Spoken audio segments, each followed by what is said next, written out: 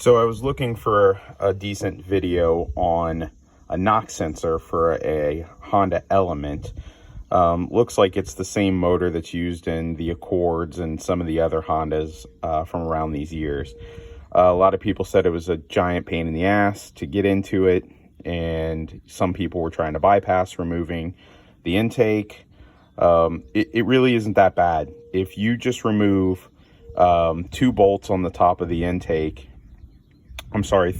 two nuts on the top of the intake and 3 bolts on the bottom, the intake moves enough where you can get your hands down in there, and then it's just a matter of the right tools. You can reach in and unclip the knock sensor.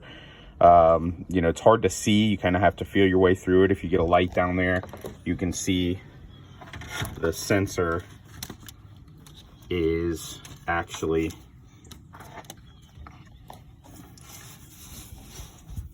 right here.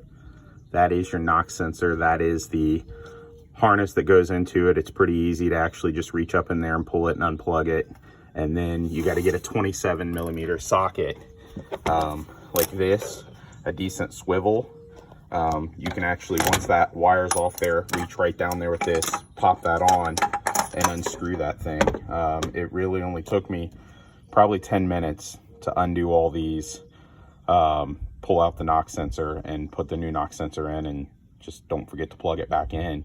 But that's it. And then it's just a matter of putting your couple of nuts and bolts back onto the intake. So as long as you can, it is a little tight, you can still slide your wrist and everything down there and get into it though. So it's not too bad. I mean, I don't think the whole job should take you 15 or 20 minutes, and it'll make it a lot easier than trying to go from underneath or trying to use several different ways of unclipping the knock sensor from underneath the plenum.